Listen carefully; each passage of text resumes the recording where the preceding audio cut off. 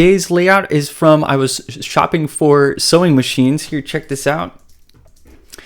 And I saw this layout. It had it in the sidebar and I had it in the footer, and it was responsive, and I watched it and I was like, cool, this is like the perfect sort of approachable layout thing to show macro and micro layouts, because we have an outer layout that's sort of controlling columns and this sort of responsive nature of it. And then we have a child component that needs to handle its icons and its text and making sure that those are arranged nice. And what I especially thought was interesting here too was that this was a very extrinsic executed layout, and I wanted to see if I could make it more intrinsic. Like, notice how there's a bunch of wasted space over here on the right.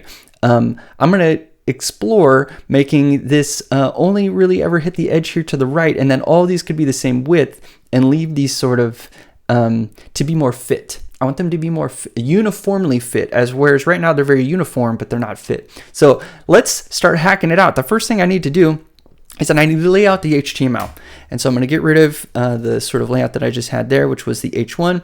And my stack here that I have is pretty minimal. In fact, I'm just going to go ahead and close the HTML, well, not the whole HTML tag, but I want to close the head tag. Yeah, let's just work inside of this body tag. And then for styles, I just have some basic, I have a display grid on the body, and then some stuff that just kind of sets up some essentials. Nothing crazy. So I want this to be like layout from scratch. I want you to see how I get there and to feel some of the issues that I run into as I get there, because I think that this is all a good learning experience, right?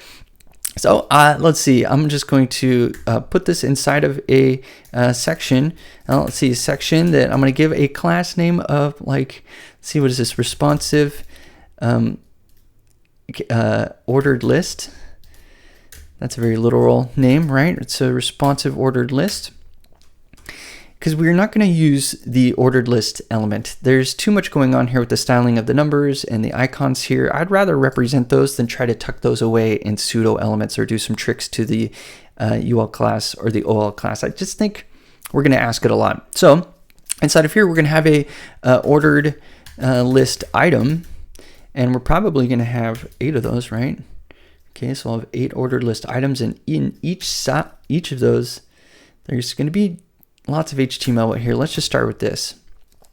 Okay, so we have our first one, and it's going to need an icon. So we'll just put a span and we'll put the number 1 inside of there. We might be able to leverage counter to get that dynamic, but I don't think so. It'd have to be a clever selector with it, and we'll see. Okay, so then we're going to have our actual text message here, and we could put this in a paragraph. It seems like it's a good paragraph fit. It could be a header, but I don't know. This is going to be top rated sewing machines. I don't know why I'm doing the caps, because that's not going to stick. And then we're going to have an icon here, and this is like a right triangle icon. And we'll probably go get some SVG for that. We could use a CSS element here. Let's do that. We'll do class equals triangle, and it's to the right, so we'll just do like a right triangle. Anyway, we'll see. Okay, and we'll save to see our first element here pop up, and let's work on our ordered list item and just build from there. It's just I'm just going random here, no plans. So I know that I want this to be display flex, at least at start. And that'll put these into alignment here. And notice our triangle wasn't anywhere. So here, let's make our triangle just something. What did we? Right triangle. Right triangle. And in here, we'll just say, like, your inline size is 10 pixels. And your block size, this is like height and width, is 10 pixels. And your background is, let's just make you like a blue. Okay. There it is, and we see our display flex has made our items into the same line here. Like, let's pull this back up. We're in the same line here, but they're not aligned vertically, and so that's what align items is for.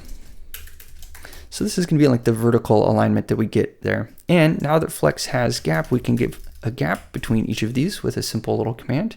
Okay, and if we look up at our design, I'm probably going to want a gap of 2 characters. So I'm going to tuck that in a little bit deeper. Excellent. And our ordered list item, the first span, so first of type, sure. So it's our direct span child. That's the first type of a span, right? And we have other spans in here. We do have other spans, and we want that first one to be the sort of counter. We could go give it a class name too, which we should do just to make it more mobile. So here we'll have the class equals ordered. So it's like list item counter. Great. I think that makes sense. We'll have a paragraph, which is just our message, and our ordered. Here, let's say list item icon. And then I think we should put a triangle in there. So for now, we'll just leave that as that shape. And here, okay. So that set us up for targeting things very specifically, which means we should get rid of our direct descendant selector and just say list item counter, I think it was, right? So then we can say background is white. And I think our whole document has a slight gray background to it. Maybe it should. Let's do that really quick. Say background HSL. So we're going to want, we don't care about the hue. We're going to pick something that has no hue, but we want it to be really light, like 98%. So it's like a really light gray. Let's go even just a little lighter than that. Yeah, we can sort of see the white start showing up on our ordered list item. And we called this also our list item icon, right? That was much better. We'll take that. I tuck it under here as well. And that should make it show back up. There it is. Okay, and our list item, we had background white. We want to say inline size is 2 characters. Block size, this is just, I'm going to spec this out really quick because it's going to hold more than that. So here, let's see. It's going to hold maybe 3 numbers in it. And we're not going to do that with padding. So we're also going to say that this one is also a display flex. So this is a flex child. And here we can say inline flex. And we want its align items center. So the reason we're doing this is because we can get the number inside of this box to be centered perfectly. Justify content in the center by making it a flex child. So what's interesting here is we've got, it's a child of a flex container. Well, here, I'll just hit save. It's a child of a flex container. And then it's also itself a flex item. This is often something I'll talk about, like outer registry and inner box registries. Like, how am I participating in this display of the box that I'm in? And then I am also a box. So I'm in a box and I'm also a box, and there's stuff in my box. And in this case, it has a 1 inside of there. And that's really important for us to note.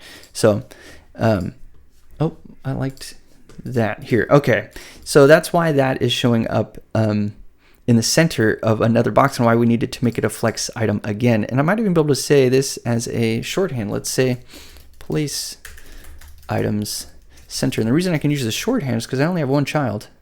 Excellent. Look at that. So we have some very, oh, nope, it shifted to the left. Place content. If I remember right, yeah, those aren't going to work for me.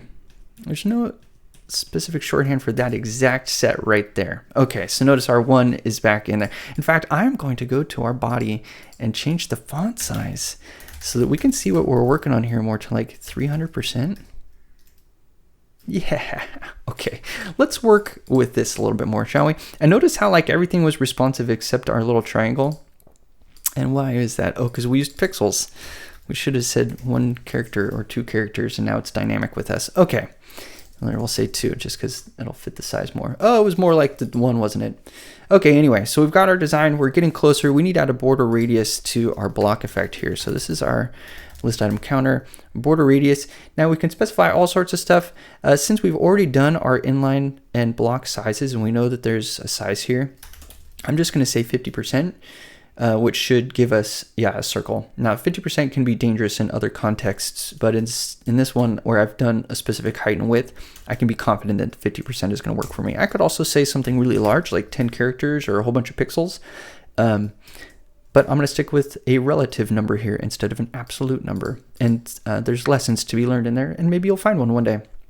Anyway, okay, we also have a different color. So we've changed our background color, and now our text color is a red of some kind. And red is in this hue range of 0. I'm going to start with a 50% saturation because it's not all the way red, and it's kind of darker red. So I'm going to go in the middle here for 50% of lightness red. And I actually think I got pretty close. That's a little freaky that, oh wow, I am really close. I'm just going to leave it. So whatever that red is up here is really similar to this red. And yeah, here I'm going to take this. Let's move this to our ordered list. Ordered list. Don't we have a parent selector yet? responsive ordered list? We don't. Okay. Well, I'm going to make it responsive ordered list. And the reason I'm doing this is I want to tuck our sort of like theme color into here and use it more often. So here's our theme color. I'll take its value and use it here and down here where we're making up a blue. Great.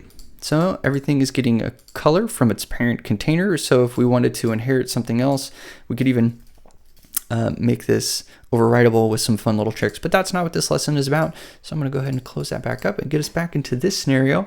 All right, I think we have too much of a gap between our list item. Either that or the character unit is too much. Let's just do one for now. Yeah, I think that's really all that design would intend, is that we need to have them shaped like that. Okay, we are ready to move on. Oh, look, our text is also not black. Let's change our text color. And that's going to be out of our ordered list item. And it's, oh, here, let's make it in the parent color here. So we have color is, this is like not black either. So we're going to say no hue, no saturation, and our lightness is really low. So like 10% will give us a nice dark gray. We could even go like 20%. There we go. So this is like a gray, this is a red, we have a white, and we have a light. Okay, so we need our background color of our page to be white. And so I'm going to take out this background specification there, and I'm going to use that as the background color of our responsive ordered list item. Background color here. Boop, there we go. It's our light gray. I can probably pass this and keep it here and say light gray color, just to kind of track them and make them easy to change later. Our text color is, let's use, oh here, let's say surface color and text color.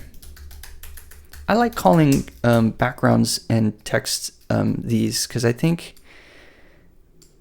they're a little bit more adaptive when it comes to changing them at like a dark and a light. So you can make the text and the surface a dark or a light color in a media query, and the name of them here wouldn't have to change because you didn't use like light gray or dark gray or something like that. So anyway, where else am I using this color? So we have like our background color. This is for, I want the surface color.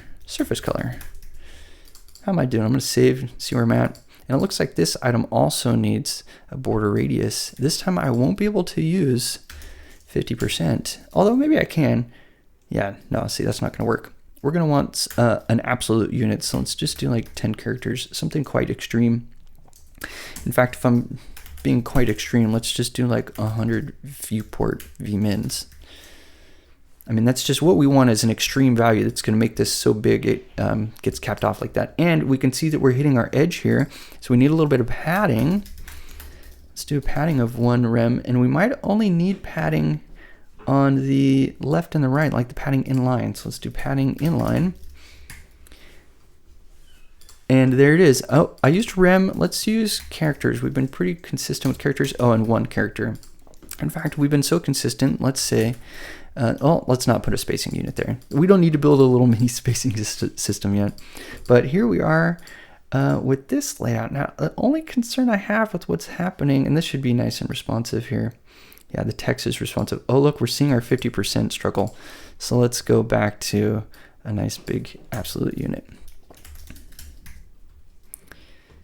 And we're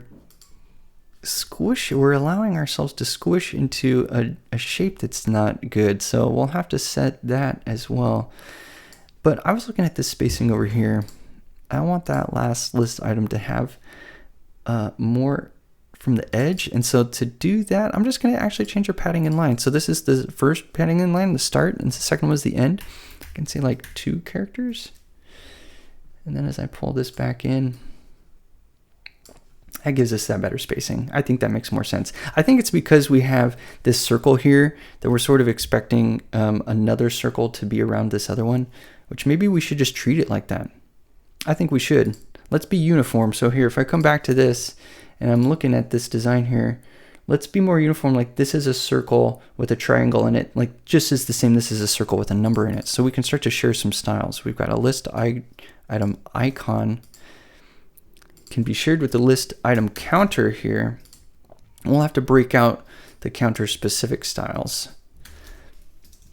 Let's do that. So the counter specific ones were background and color here, and the border radius. Take that,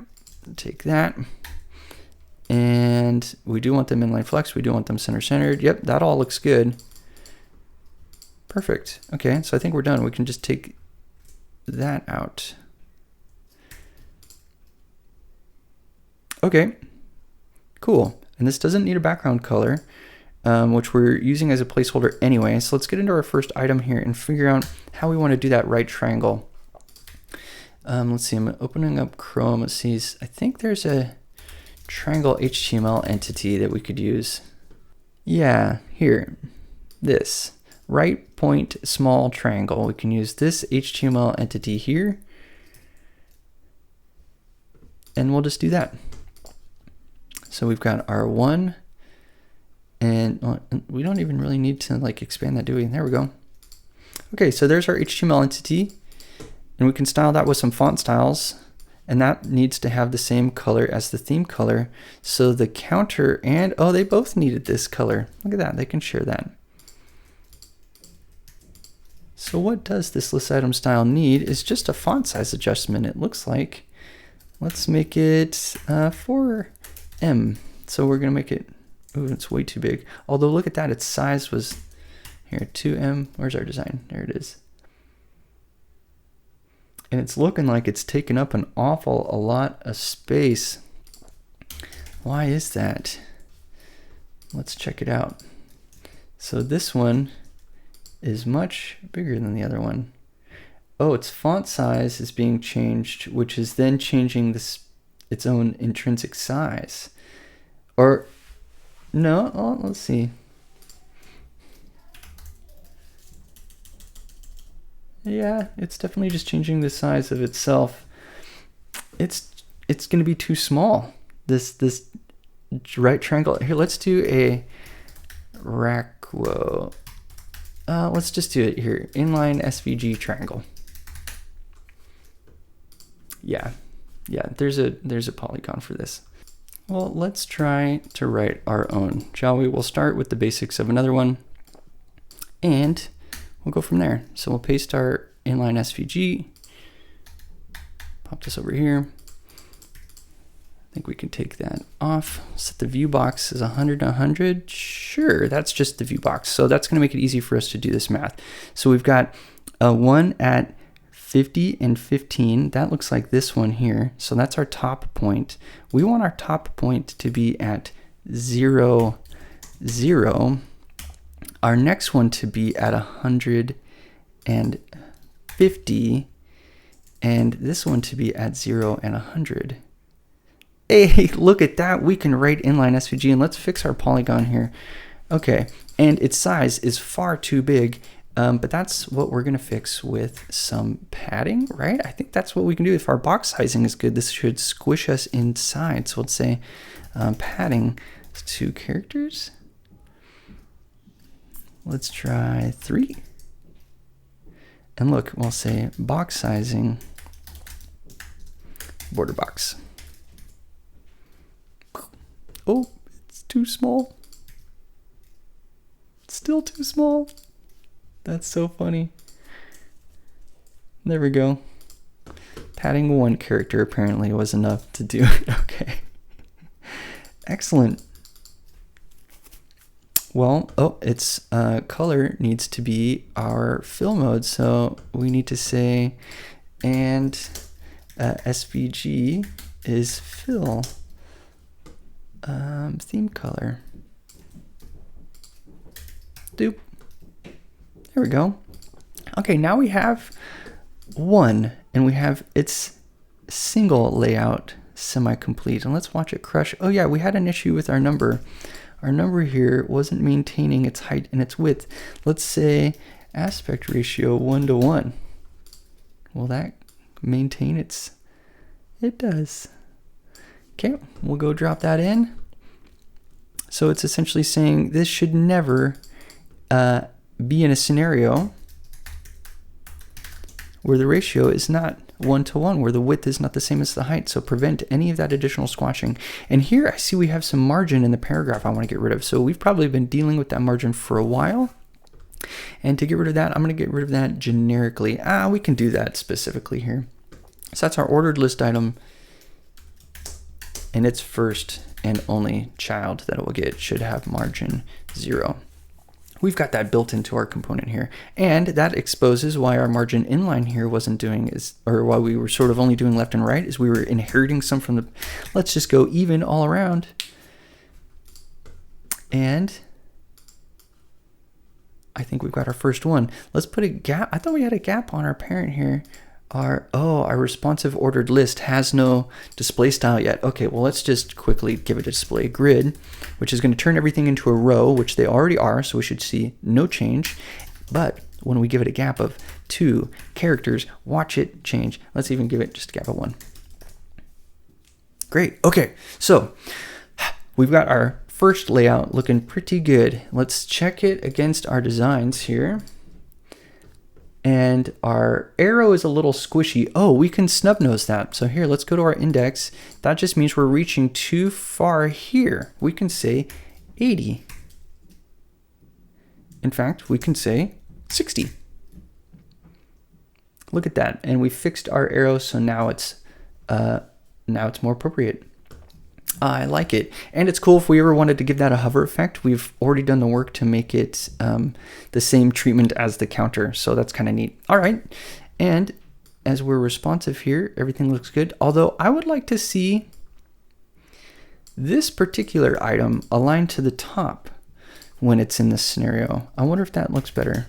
Align self flex start. I do not like that better. Although I like that better. No, I think it should be in the center. Okay, cool. Well, we tried it and it's better as it is. Okay, we are ready to kind of fill out the rest of these. And I'm going to take this that we did for 1 and go ahead and give us some extra markup here.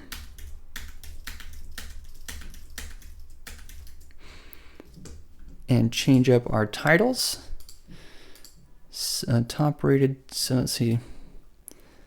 Sewing machines for beginners. Heavy duty. We have consumer reports. Consumer reports, sewing machines. Yep, I was doing sewing machine research. Sewing machines, I say for quilting. All right, sewing machines for beginners. Well, naturally, you need one for advanced. How many more of these do we have? Wow. Okay, we've got top 50. Sure. How about worst rated? All right, pop in here. Get rid of our font size 300. That's a little here. Let's just go down. Go down to 200. Okay. Yeah, that'll be fine for now. And that gives us this layout. And notice how we have our arrows are tucked in with our layouts, but our display grid is putting them into a wide child layout. Okay, that makes sense because our grid is just creating rows, and they're full width rows. That's naturally what it does. And our div here is a full width div. Now, if I change this to an inline flex, we still are being stretched in our outer width to full. And so I would have to change the parent container to not be telling their children to be aligning that way. Oh, wait, grid is never going to let me do that. This is something only Flex can do. We're going to have to change Flex direction to column. And these inline flex is like width is max content. Right. Okay, so here's like oh, and this is really, I thought I was going to get that by default. I shouldn't have to say width here. Inline flex. get a paragraph. Here it's width. Maybe I need to make this display inline. No.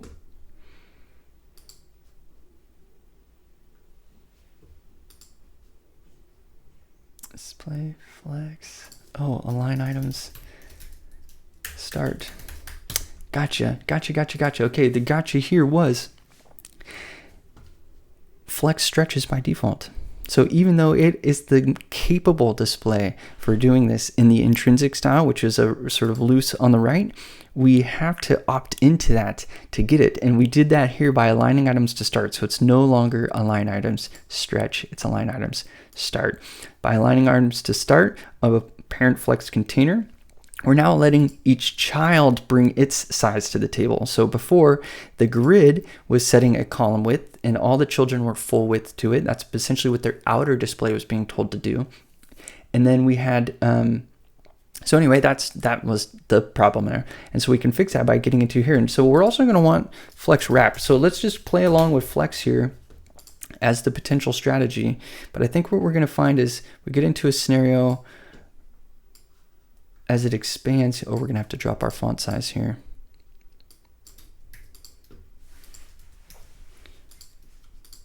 And we're gonna have to opt into flex wrapping. Oh, and look, we're back to our original design. So really, we want our, let's see, is grid. We changed this one to display flex with align items start and flex direction column. And I think we can say flex flow column wrap. And now we'll get wrapping columns. Yeah, so we got our columns, we got our wrap, we have our alignment. Do I need to do that still? Yeah, still need to align to start. We've got our gap. We have most of our layout here coming. So each of the children are a flex item. They're being self-sized. Now the parent in one case was telling them to change size, which was undesirable. So we want them to like orchestrate them into columns, but not necessarily resize them. That would be the ultimate goal here. And if I look at our parent grid, so I think our parent grid is making some of our work harder right now because we aren't getting any responsive flow out of these. I expect this next item to wrap into this next, but it's not. Flex wrap with 100%. Now see, this parent is fine. Body is in a scenario where it's fine. Body, let's see, I need to set this to margin 0. I saw that on the page. And we'll close that up. Okay, now we don't have any weird overflows as I hover. Okay. I don't know if you saw the orange bar that was there. I'm looking at this. We have a column. We have it set to wrap, and yet we aren't wrapping. That's because this body is centering its content, and the content. Yeah, I need to take our parent container off here. I don't know why that isn't immediately having children in this layout flow to this next row. It looks like there's plenty of space. Is it because of align items? No. They're being told to display in a column.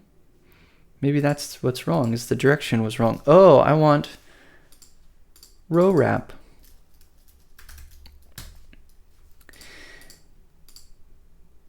Because I wanted to display in a row with wrapping, which means I could probably also bring all of this back here. I just typed this wrong, huh? Row wrap? Yeah.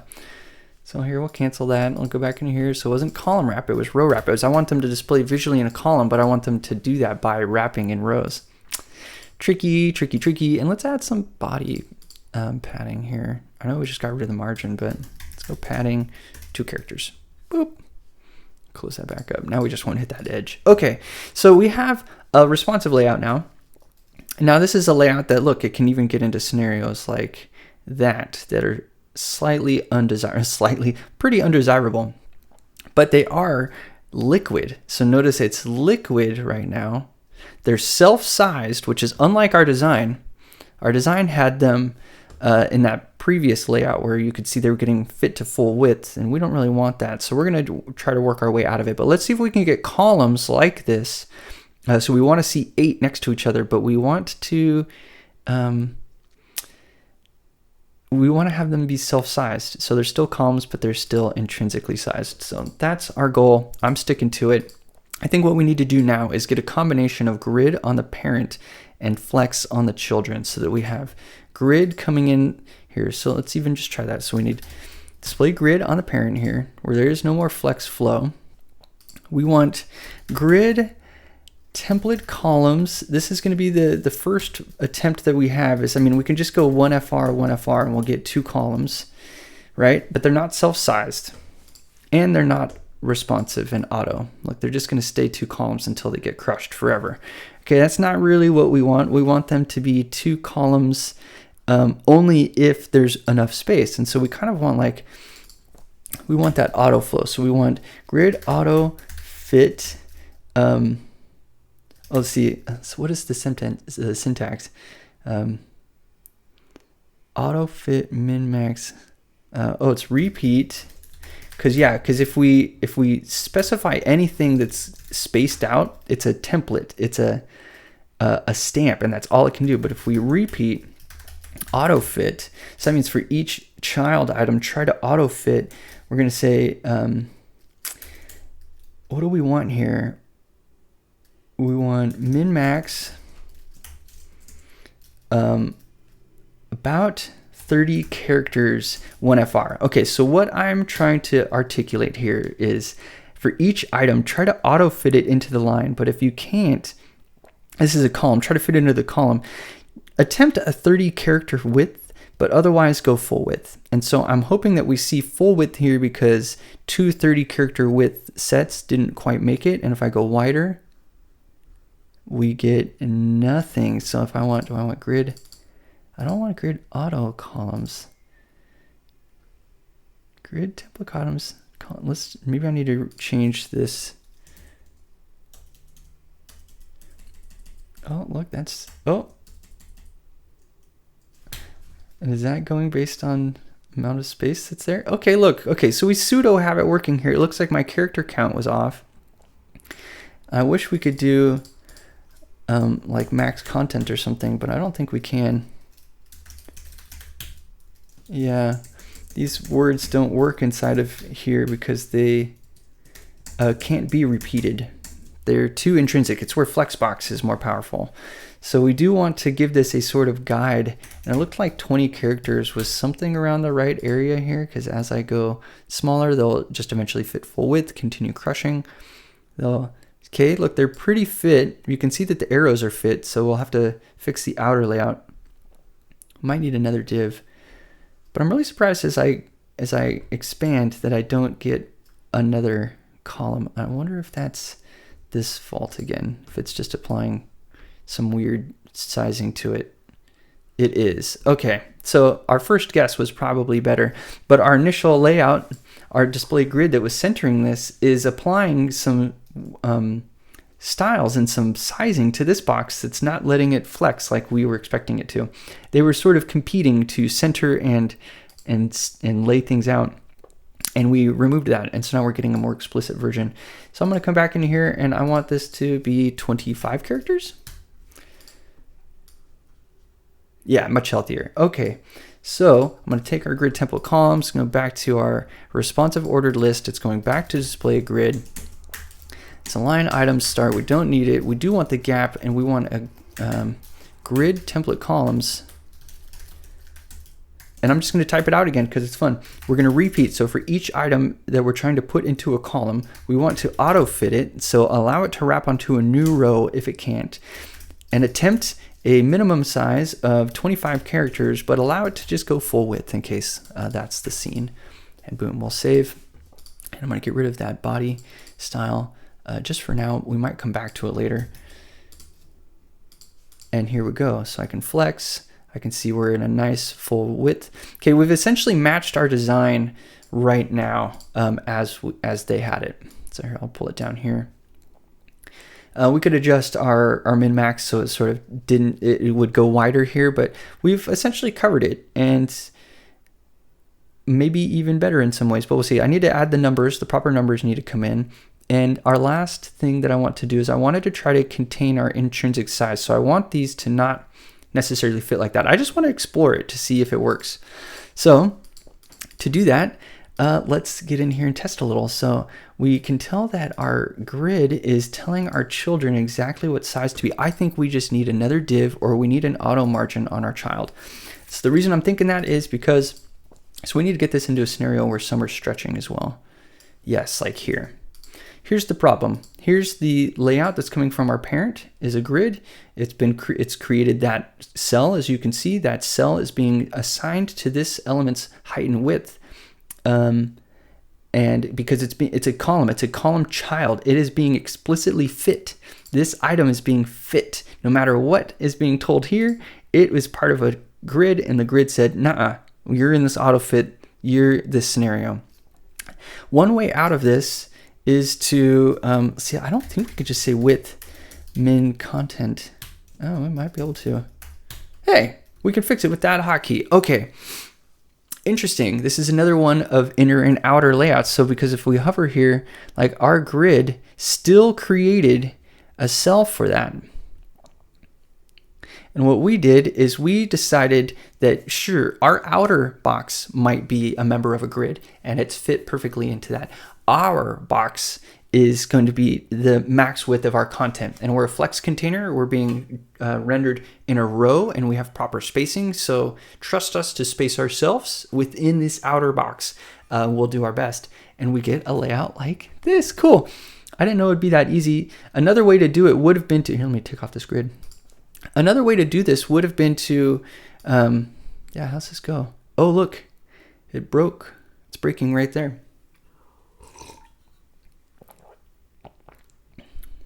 Right, this is the problem with explicit widths. Oh, they're not wrapping anymore. Oh, that's because its width is its max content. It's not allowing, it's like you're stretching your arms and your legs out to their maximum. And now in one case, our maximum was shorter than our container. And in another case, our maximum was longer than our container. So we can't be this explicit about our width. What did we specify though? What did we say? Let's say max width. And in fact, let's say max inline size. So we have perfect columns, perfectly fit items when they're squished, but when they're long enough, they are shrink wrapped. See, like that. Okay, that's a really good example of the layout that I think is really optimal for this. Plus, if you get into this, you get this layout. So this is basically, in my opinion, one of the best ways you can intermix flex and grid. We have grid creating these structured columns, and flex allowing for this flexible liquid scenario. And so here I'm just going to go finish this out by hand adding our numbers. You could do this in a server side template, a client side template. There's a whole bunch of ways to do this. Oh, there's more than I need. There's 10. And we only needed 8. Oh, we didn't port over our styles. So our styles came in as a max inline size. So we set a width on our list item. Let's display flex, and we'll say max inline size, max content.